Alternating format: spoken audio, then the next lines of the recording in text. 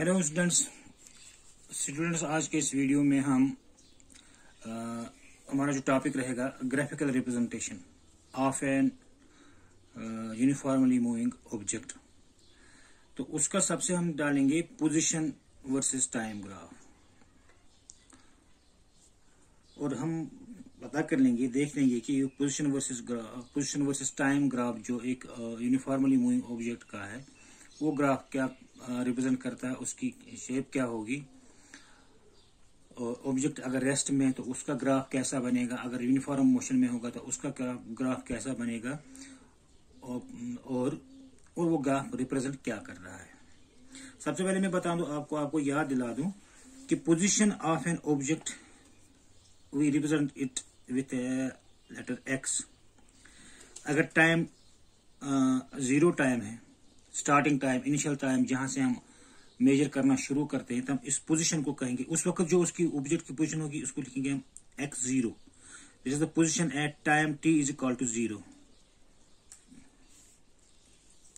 इसी तरह से कुछ टाइम के बाद उसकी जो पोजीशन होगी, let us say that time is t1, और उसकी जो पोजीशन है इट इज x1, एंड इसी तरह से सो ऑन। या देख लीजिए आप x2 it is the position of the object at t is equal to t2, x3 it is the position of an object at time is equal to t3। Okay, अगर हम यहां पर देख लेंगे कि इस टाइम पीरियड t1 से t2 तक कितना टाइम हुआ, ये आपको पहले इसको कैलकुलेट करना आना चाहिए। T1 से T2 तक कितना टाइम हुआ। सपोज T1 अगर हम मान लेते T1 is for example, if T1 it is ये कोई टाइम है, मान लीजिए ये फॉर एग्जांपल 10:05। T1 जो आपने माना 10:05। उसके बाद कुछ और टाइम हुआ T2 मान लीजिए ये 10:15। अब इस टाइम पीरियड का कितना गैप रहा आपस में, इन दो टाइम्स का, T1 से T2 तक कितना टाइम हुआ। जाहिर सी बात है आपको ये कैलकुलेट करना आना चाहिए। इट इज 10 मिनट्स का गैप है ये। तो ये कितना बनेगा, T2 माइनस T1 वो गया 10:15 में से अगर हम 10:05 निकालेंगे दैट इज 15 मिनट्स का गैप। तो ये आपको नहीं। इसी तरह से आप देख लीजिए T0 से T1 तक जो गैप है इसका कितना, ये कितना है इसका इन दो के दरमियान। तो आप लिखेंगे T1 माइनस T0। इसी तरह से T1 और T3 के दरमियान जो गैप है वो कितना होगा, फाइनल टाइम में से इनिशियल टाइम माइनस करेंगे, वहां कितना टाइम बचेगा वो होगा। तो ये हो गया टाइम का गैप। अगर आप देखेंगे यहां पर देख लीजिए, ये मान लीजिए पहले जब टाइम 0 था तो ऑब्जेक्ट कहां पर था, उसकी पोजीशन क्या थी, 0, x0। ये x0 जरूरी नहीं है कि ये ओरिजिन ही हो। फॉर यहां पर मैं एक छोटा सा ये डाल दूंगा। सपोज ये ओरिजिन है, ये 1 मीटर, 2 मीटर, 3 मीटर और -1 यूनिट, -2 यूनिट्स, मीटर या किलोमीटर जो कुछ भी आपका, -3 यूनिट। अभी आप ये ओरिजिन से ऑब्जेक्ट यहां पर है, यहां पर हो सकता है, यहां पर हो सकता है, यहां। जब आपने इस ऑब्जेक्ट को ऑब्जर्व करना शुरू किया, वो टाइम हम डेफिनेटली उसको मान लेंगे हम time t is equal to 0। T उस वक्त कहां पर ऑब्जेक्ट होगा। ये जरूरी नहीं कि ऑब्जेक्ट ओरिजिन पर ही हो सकता है कि ऑब्जेक्ट पहले से आ रहा है इस डायरेक्शन में और ये यहां पर पहुंचा हुआ हो जब आपने इसको मेजर किया हुआ है। तो ये ओरिजिन से 2 मीटर पहले, तो आप T0 पर आप क्या लिखेंगे, -x2, सॉरी -x0। x0 तो है, लेकिन x0 जरूरी नहीं है कि ये 0 पर हो, ये यहां पर है ऑब्जेक्ट। इसी तरह से मान लीजिए जब आपने ऑब्जेक्ट, ये टाइम T0 था जहां से आपने शुरू किया मेजर करना, ऑब्जेक्ट पहुंच चुका था यहां पर T3 पर। तो व्हेन टाइम वाज 0, ऑब्जेक्ट की पोजीशन जो थी x3 थी, 3 मीटर्स थी। इसको हम लिखेंगे x0, लेकिन ये जरूरी नहीं कि 0 ही है, ये कहां पर है, 3 पर। मोस्ट कॉमनली हम ले लेते हैं कि t0 पर ऑब्जेक्ट मान लेते हैं हम ओरिजिन पे था, तब x0 है ये, और ये 0 वाली पोजीशन होगी। तो यहां पर ये आप याद रखें कि जब हम टाइम लेते हैं t0, उस वक्त जरूरी नहीं है कि ओरिजिन पर ही ऑब्जेक्ट हो, वो कहीं पर भी हो सकता है। t0 का मतलब टाइम, वो टाइम जहां से आपने मेजर करना शुरू किया। अब देख लीजिए, हमें ये देखना है कि ये फिर से दोबारा करूं, ये ओरिजिन है 1 metre, 2 metre, 3 metre, -1 metre, -2 metre and so on. t0 पर जो ऑब्जेक्ट की पोजीशन थी, for example it is -1, x0 is equal to -1 metres, -1 metre, x0 is equal to -1 metre. यहां पर था ऑब्जेक्ट t0 पर, t0, और उसके बाद t1 पर ये यहां पहुंच गया। t1 पर ऑब्जेक्ट की पोजीशन क्या थी, +2 metres, it is x1 it is equal to 2 metres, +2 metres. अब मुझे बताइए t0 से t1 तक कितना टाइम हुआ, it is t1 minus t0। उसके बाद अब जरा ये देख लीजिए कि इस टाइम पीरियड के दौरान इस ऑब्जेक्ट ने कितना डिस्टेंस कवर किया। पहली पोजीशन क्या थी, -1, दूसरी पोजीशन क्या थी, +2। तो फाइनल डिस्प्लेसमेंट कितना किया यहां से यहां तक पहुंचते पहुंचते, that is x2 minus x0। x2 कितना है, सॉरी x1 माइनस x0, क्योंकि t1 पर इसको हम रिप्रेजेंट करेंगे x1 है कितना, 2 metres, 2 metres minus -1, x0 -1, it is equal to 2 + 1 is equal to 3 metres. तो ऑब्जेक्ट ने इस टाइम पीरियड के दौरान 3 मीटर का डिस्टेंस कवर किया या डिस्प्लेसमेंट कवर किया। जरा आप देखिए, यहां से यहां पर था वो इनिशियली जब टाइम 0 था, तो यहां से यहां तक पहुंच गया 1 मीटर, हो गया 1 मीटर, फिर यहां तक 2 मीटर, फिर यहां तक 3 मीटर। तो इस तरह से हम निकालेंगे डिस्प्लेसमेंट किसके बराबर होता है। और याद रखेंगे आप, time interval t2 minus t1। अब जनरली आप इसको लिख सकते हैं tf final minus ti, final time initial time. किस फाइनल टाइम हुआ कहां तक, इनिशियल टाइम हुआ कहां से, किस टाइम से लेकर कौन से टाइम तक, और डिस्प्लेसमेंट कितना होगा, final displacement minus initial, sorry final position minus initial position, या जैसे यहां पर था x1 माइनस x0। तो इस तरह ये डिस्प्लेसमेंट हुआ और ये टाइम हुआ। तो अब हमारा टॉपिक जो है वो एक्चुअली ये नहीं था, ये मैं आपको रिवाइज करवा रहा था किस तरह से आप यहां पर निकालें डिस्प्लेसमेंट किसके बराबर है, टाइम पीरियड कितना कैसे निकालेंगे। अब हम ग्राफ डालेंगे, पोजीशन टाइम ग्राफ एक ऑब्जेक्ट का। सबसे पहला ग्राफ होगा if the object is at rest. पहला graph, when the object is at rest, इसका ग्राफ डालेंगे। यहां पर देखिए, फॉर एग्जांपल ये मान के चले आप, ये हमारा इसका ये ओरिजिन है, ये 1 मीटर, ये 2 मीटर एंड ये 1 मीटर, ये 2 metre and so on. For example जब आपने ऑब्जर्व किया ऑब्जेक्ट को, ऑब्जेक्ट यहां पर बैठा था इस पोजीशन पर, ये इस पोजीशन पे बैठा था ऑब्जेक्ट, यहां पर बैठा था ऑब्जेक्ट। ओरिजिन से कितना दूर, 1 मीटर दूर, ठीक है, 1 मीटर दूर। तो अब जब टाइम t0, ऑब्जेक्ट की पोजीशन क्या है, 1 मीटर। ये ऑब्जेक्ट मान लो रेस्ट में है, मूव नहीं कर रहा है, time is equal to t1, object कहां पर, रेस्ट में है, तो वहीं पर ही रहेगा। कितनी पोजीशन है इसकी, क्या पोजीशन है इसकी, 1 metre from the object. Time t2, rest में ऑब्जेक्ट, वहीं पर बैठा है, तो कितनी दूरी पर बैठा है, 1 मीटर। तो जब ऑब्जेक्ट रेस्ट में है, वो जहां पर है वहीं पे बैठा हुआ है, उसकी पोजीशन चेंज नहीं होती है। बाय डेफिनेशन भी आपको पता है कि हम उसी ऑब्जेक्ट को कहेंगे कि object is at rest if it does not change its position with respect to time. तो ये अपनी पोजीशन टाइम के साथ साथ ये चेंज नहीं कर रहा है, तो ये रेस्ट में है। तो इसका ग्राफ डालेंगे हम। चलिए यहीं पर डालते हैं।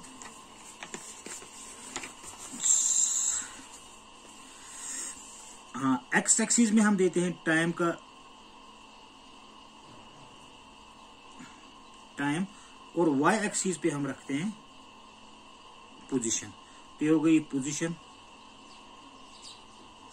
ये हो गया टाइम, इस साइड में टाइम। सपोज टाइम यहां पर ओरिजिन पे 0, फिर t1, फिर यहां पर t2, फिर यहां पर t3, फिर यहां पर t4। याद रखिए ये गैप्स आप इक्वली रखेंगे, जितना आप चाहेंगे, जितना आपका सुटेबल रहेगा उसी हिसाब से रखेंगे, लेकिन इक्वल रखेंगे। और इस साइड में हो गया -t1 और -t2 एंड सो ऑन। अब पोजीशन देख लीजिए, ये हो गया x1, ये पोजीशन हो गई x2, ये 0 मान लीजिए, x3 एंड सो ऑन। नीचे की तरफ हो गया -x1 और -x2 एंड सो ऑन। चलिए कोई भी पोजीशन आप चूज करेंगे। ऑब्जेक्ट जब आपने उसको ऑब्जर्व किया, टाइम 0 था, लेट अस से the object was at x3 पर था ऑब्जेक्ट, या x2 पर मान लीजिए x2। तो जब टाइम 0 था तो ऑब्जेक्ट कहां पर था? x2 पर। तो ये बन गया इसका एक पोजीशन, ये पॉइंट, ये इसका कोऑर्डिनेट हुआ। फिर टाइम आगे बढ़ा, ये t0 से पहुंच गया t1 तक, ऑब्जेक्ट रेस्ट में ही है। तो आप देखिए कहां पर है वो, यहां पर था, x2 पर था। तो t1 के होने के बावजूद भी ऑब्जेक्ट वहीं पर है, तो यहां पर ही है। अब टाइम आगे बढ़ गया, टाइम पहुंच गया t2 पर, ऑब्जेक्ट अभी भी वही है, उसकी पोजीशन क्या है? x2। तो टाइम t2, तो ऑब्जेक्ट पोजीशन वही x2। इसी तरह से कोई भी टाइम पे आप देख लीजिए ऑब्जेक्ट वहीं पर है x2 पर। तो आप इसको जब ग्राफ डालेंगे तो ये इस तरह का एक स्ट्रेट लाइन बनेगा। तो आप देख लीजिए ये वाला, ये है position time graph of an object at rest. Position time graph of object at rest. तो ऑब्जेक्ट की पोजीशन कभी चेंज नहीं हो रही है, तो इसका पोजीशन टाइम ग्राफ, ये एक स्ट्रेट लाइन है। अब याद रखें स्ट्रेट लाइन बहुत तरह की हो, ये भी एक, अब देखिए यहां पर अगर ऐसा ग्राफ होता, कभी मान लीजिए ऐसा ग्राफ है, ये भी तो एक स्ट्रेट लाइन ही है, लेकिन ये वाली स्ट्रेट लाइन में, ये वाली स्ट्रेट लाइन में क्या फर्क है? ये वाली स्ट्रेट लाइन में जो है, it is parallel to time axis, time axis के बिल्कुल पैरेलल है। ये वाली जो स्ट्रेट लाइन है, ये टाइम एक्सिस के पैरेलल नहीं है, बल्कि ये कुछ एंगल बनाती है। तो इस स्ट्रेट लाइन को हम कहेंगे इंक्लाइन स्ट्रेट लाइन। ये स्ट्रेट लाइन जो है, इसको हम कहेंगे parallel straight line, parallel to time axis. तो कैसा रहा graph? Position time graph of an object which is at rest. तो position time graph of an object which is at rest is a straight line parallel to the time axis.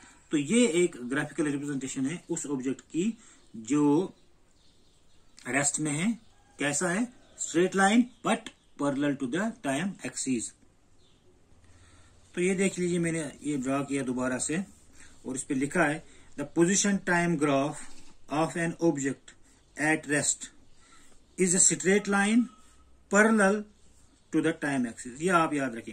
अब देखिए, if the object is moving, अब वो rest में नहीं है लेकिन move कर रहा है यूनिफॉर्म मोशन। दूसरा ग्राफ, उसका ग्राफ हम डालेंगे। व्हेन एन ऑब्जेक्ट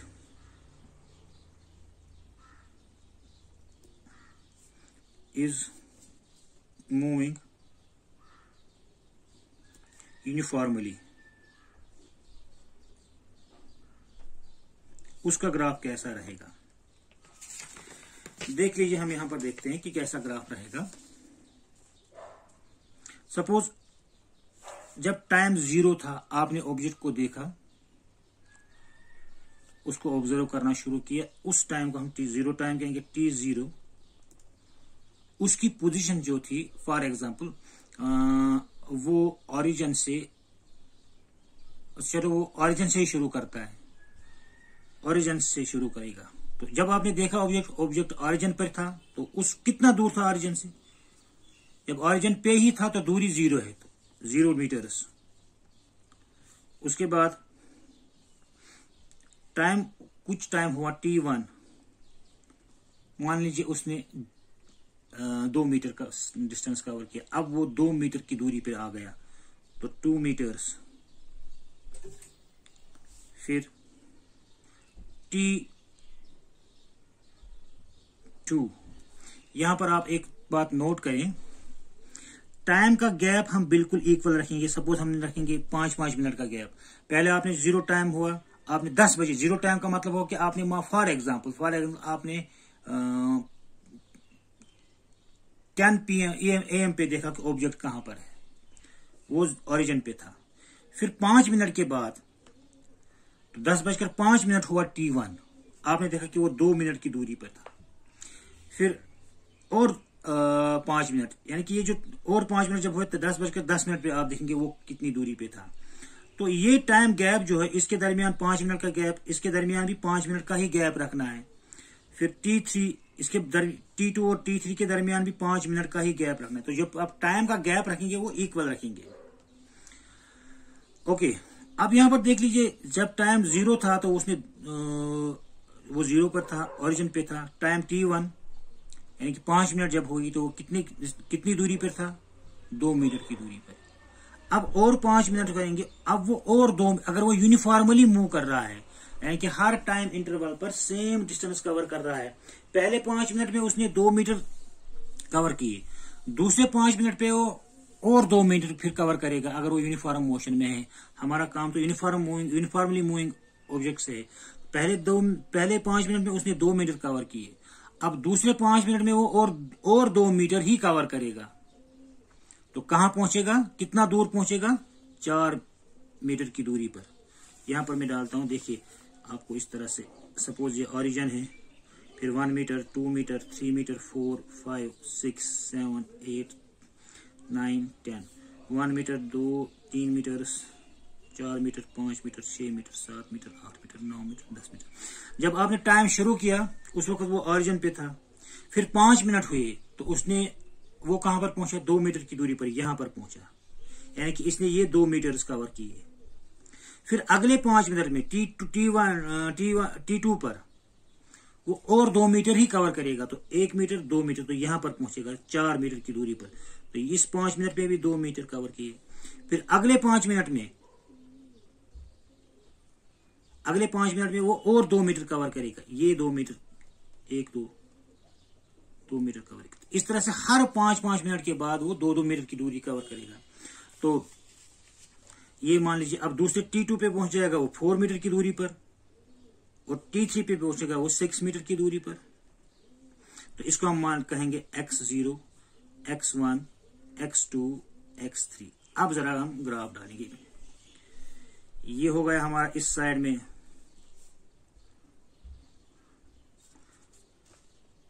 ये X एक्सिस पर टाइम, और Y एक्सिस पे हम डाल देंगे पोजीशन।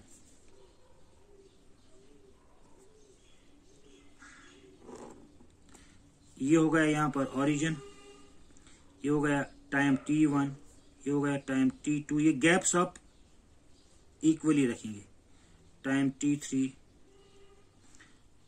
T4, T5, T6। यहां पर भी माइनस टाइम का माइनस क्या मतलब क्या होता है कि टाइम का माइनस होने का मतलब ये कि जब से आपने शुरू किया उससे पहले वो कहीं पर था, उससे पहले वाला टाइम। इसी तरह से ये इसको थोड़ा सा नीचे करेंगे, तो ये हो गया -T1, -T2, -T3, -T4 and so on. ये माइनस टाइम है। अब पोजीशन देखिए, ये X1, ये X2, ये X3, ये X4, X5, X6 and so on. यहाँ पर -X1, -X2, -X3, और ये भी याद रखिए कि हर एक्स के दरमियान जो डिस्टेंस होगा वो सेम होना चाहिए। और हम मान के चलें, चलो फॉर एग्जाम्पल 0 से x1 तक 2 मीटर है, x1 से x2 तक और 2 मीटर है, x2 से x3 तक और 2 मीटर है। चलिए शुरू करते हैं कि ऑब्जेक्ट कहां पर था, ओरिजिन पे, स्टार्ट पे, ठीक। फिर जब टाइम t1 हुआ वो कुछ दूरी पे आ गया, मान लो x1 जो है वो 2 मीटर से, तो 2 मीटर से यहां पर आ जाएगा x1 पर, 2 मीटर की दूरी पर ऊपर से आ गया। फिर टाइम t2 हुआ, ये टाइम पर 4 मीटर की दूरी पर है ये, तो x2 कितना है यहां पर ये, और फिर 3 पर ये आगे बढ़ता ही जाएगा, इसकी पोजीशन बढ़ती जा रही है, दूर होता जाएगा। तो इसका जब आप ग्राफ डालोगे तो एक स्ट्रेट लाइन बन जाएगा, लेकिन ये वाली स्ट्रेट लाइन में थोड़ा सा पहले वाली स्ट्रेट लाइन से, तो ये इस तरह का ग्राफ बन जाएगा। ये है graph, position time graph, position time graph.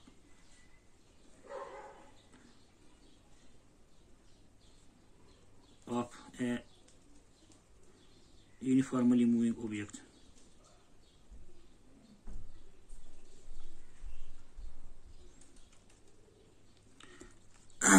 ठीक, अब जरा एक और सिचुएशन हम जनरेट करेंगे कि अगर ऑब्जेक्ट, जब आपने ऑब्जेक्ट को ऑब्जर्व करना शुरू किया उस वक्त वो ओरिजिन पे नहीं था, बल्कि पहले से ही कुछ मीटर चला था वो। सपोज जब आपने ऑब्जेक्ट को ऑब्जर्व किया, टाइम था t0, लेकिन ऑब्जेक्ट ओरिजिन पे नहीं था, पहले से चला था वो कुछ, चलिए मान ली वो x2 पर था, तो टाइम t0 ये x2 पर, उसके बाद वो यूनिफॉर्मली मूव हो गया, t1 x3, t2 x4, t3 x5, तो एंड सो ऑन। तो ये वाली सिचुएशन बनी, इस तरह का ग्राफ बन जाएगा, ये वाली स्ट्रेट लाइन। इससे पहले कि मैं कुछ और बातें बताऊं, पहले स्ट्रेट लाइन के बारे में बता दूं। देखिए, जब एक ऑब्जेक्ट यूनिफॉर्मली मूव कर रहा है तो उसका जो पोजीशन टाइम ग्राफ है that is an straight line, लेकिन वो स्ट्रेट लाइन वो पहले वाली स्ट्रेट लाइन नहीं है parallel to the time axis. It is an straight line जो इंक्लाइनेड है, which makes an angle, some angle theta with this time axis. तो ये अगर इसी स्पीड से चल रहा है तो ये भी थीटा ही होगा। तो यहां पर आप याद रखें कि position time graph of an object which is moving with a uniform motion is an inclined straight line, inclined straight line, not parallel straight line. Parallel अगर straight line होगी that shows the object is at rest. आप यहां पर आप ये बात भी याद रखें, आपको ग्राफ वहीं से दिया जाएगा, आप बताइए कि ये ग्राफ क्या रिप्रेजेंट कर रहा है। अगर ये ग्राफ इस तरह का है, पोजीशन टाइम ग्राफ, ये वाला पहला केस, तो इससे आपको पता होना चाहिए कि देखिए कि पोजीशन बिल्कुल चेंज नहीं हो रही है, पोजीशन यही है, पोजीशन चेंज नहीं हो रही है, तो object is at rest. So the straight line parallel to the time axis shows that the object is at rest, and the straight line inclined with some angle shows that object is moving uniformly. Object is moving uniformly. अच्छा, एक और situation यहां पर एक और generate करेंगे, जब आपने ऑब्जर्व किया इस ऑब्जेक्ट को, इसका ग्राफ अगर हम बनाएंगे वो इस तरह का बनता है। देखिए, किसी ऑब्जेक्ट ग्राफ ऐसा बनेगा,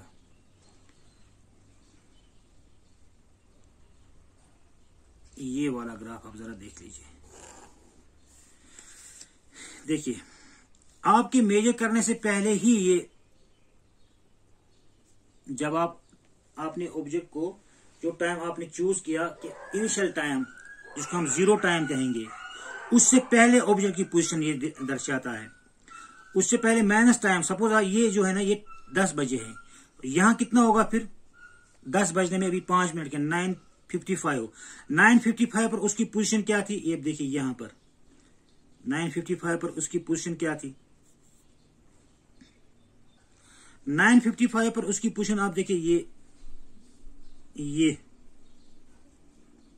ये है कहां पर, ये देखिए ये इसकी पोजीशन थी, इतना दूर था ये।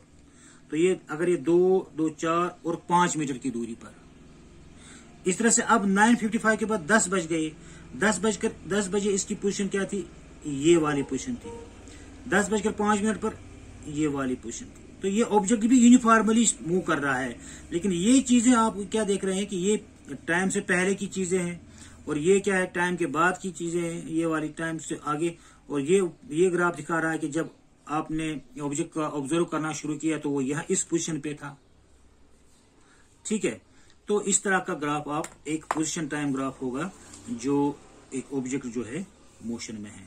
तो हम यहाँ पर लिखेंगे position time graph of an object moving with uniform velocity. Position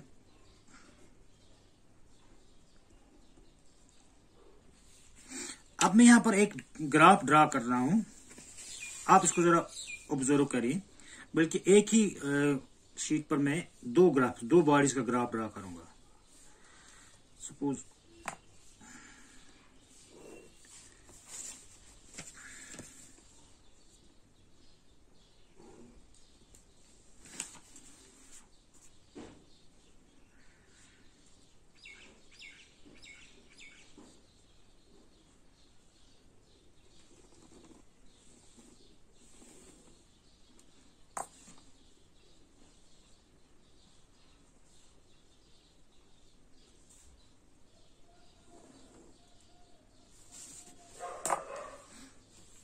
अब देखिए, ये बॉडी ए का ग्राफ है, ये बॉडी बी का ग्राफ। इन दो ग्राफ्स को आप नोट करके जरा मुझे ऑब्जर्व करें और बताएं कि ये ग्राफ्स, इन दो ग्राफ्स में क्या फर्क है। यहां पर ये पोजीशन है, ये टाइम ग्राफ, ये टाइम मान लीजिए T1, T2, T3 and so on. यहां पर ये position X1, X2, X3 and so on. अब ये दो ग्राफ्स क्या रिप्रेजेंट कर रहे हैं और इनमें डिफरेंस क्या है। अब देख लीजिए, दोनों graph straight incline straight lines है। दिस मीन्स दैट दोनों बॉडीज जो मूव कर रही है, these are moving with an uniform motion. तो आप लोग ये नोट रखिए, ध्यान में रखें कि अगर पोजीशन टाइम ग्राफ एक स्ट्रेट लाइन है बट इंक्लाइन स्ट्रेट लाइन है, तो वो रिप्रेजेंट कर रहा है कि the body is moving in A with a uniform motion. तो दोनों बॉडीज यूनिफॉर्म मोशन में मूव कर रही है, लेकिन फर्क क्या है। ये भी स्ट्रेट लाइन है, ये भी यूनिफॉर्म मोशन में मूव कर रही है, ये भी स्ट्रेट लाइन है, ये भी यूनिफॉर्म मोशन में मूव कर रही है। अब मुझे बताइए इन दो में क्या फर्क है। देखिए, अगर यहां पर हम एक पैरेलल लाइन डालेंगे इस टाइम एक्सिस के, ये वाली लाइन, तो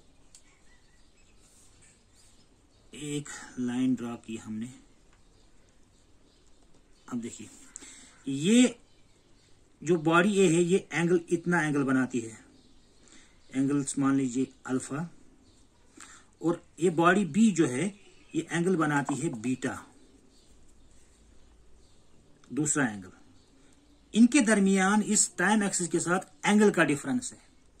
अब ये इंक्लाइनेड है, ये बी वाली बॉडी कुछ ज्यादा ही इंक्लाइनेड है, इसका स्लोप ज्यादा है। सॉरी, इस बॉडी बी का स्लोप ज्यादा है। स्लोप मीन्स वो स्टीपनेस, थीटा ज्यादा है, तो मतलब स्टीपनेस। जैसे मान लीजिए एक मैंने ये, अब देखिए ये बिल्कुल पैरेलल है, स्केल मैंने जो यहां पर रखा ये बिल्कुल parallel to this time axis. अगर मैं इसको थोड़ा सा ऐसा टेढ़ा कर लूं तो इसकी स्टीपनेस बढ़ गई, और टेढ़ा कर लूं तो ये स्टीपनेस और बढ़ गई, और ऐसा कर लूं तो स्टीपनेस बढ़ गई। तो इन दो में जो है ये स्टीपनेस, इसको हम स्लोप कहते हैं। Slope of body B is larger than body A. Body B का जो स्लोप है वो ज्यादा है as compare to body B. और इस स्लोप से हमें क्या पता चलता है, कौन कितना ज्यादा टेढ़ा है, वो हमें क्या बताएगा, उससे हमें क्या पता चलेगा। ये मैं एक बुक से एक नोट आपको दिखाता हूं। ये चीज हमें इस यहां पर मैं अंडरस्टैंड करवाना चाहता हूं आपको। चलिए मैं आप पे छोड़ता हूं कि आप इस बारे में थोड़ा सा गौर करें, देखें कि ये स्टीपनेस, ये स्लोप जो डिफरेंट स्लोप से दो बॉडीज की स्लोप हमें क्या बता रहा है, तो आप थोड़ा सा इस पे सोचिए। अगले वीडियो में आपको ये सब समझाने की कोशिश करूंगा। तब तक के लिए गुड बाय।